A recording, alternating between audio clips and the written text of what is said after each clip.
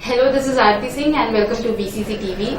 Today we are going to discuss one of the biggest merger of its time, that is MakeMyTrip and ibibo, and what are its implications on other online travel agency players as well as tech startups. Disha Sharma, our tech circle correspondent, can you please tell us, about the implications on other OTAs like Yatra and ClearTip and other tech startups? So we talked to a lot of tech startups, and a common aspect that everyone agreed on was that after this merger, discounting is going to be curtailed. What used to happen before was that MakeMyTrip and ibibo used to undercut their prices and used to spend a lot on marketing and advertising since they had the funds to do that. But smaller startups who didn't have that financing, they could not gain their market share and had to spend a lot on customer acquisition. So after this merger, as there would be more sane pricing, these startups can now concentrate on product innovation and will improve their unit economics as well.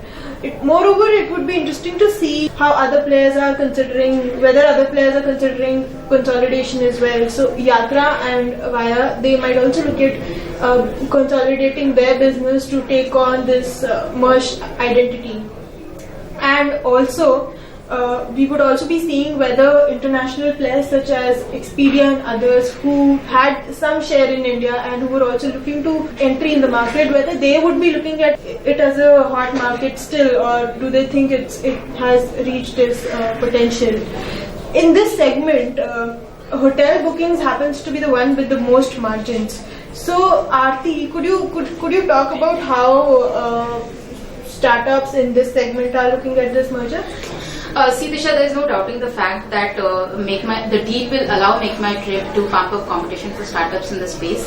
And interestingly, one of the largest player in the branded, budget accommodation space, OYO, see this consolidation as a great move. They say that cash burn and discounting will reduce with this consolidation, as well as some sanity will return to the OTA space.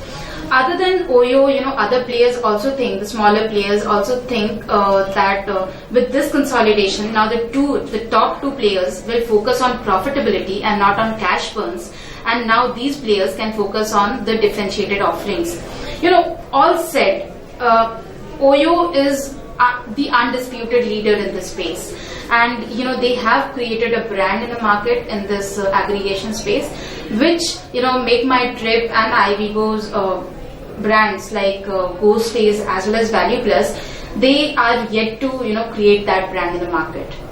So it will take some time to to see whether how everything will pan out, and maybe this entity is so large, maybe they might look at buying one of these aggregators coming forward. Okay, and what is the take of industry analysts on the same?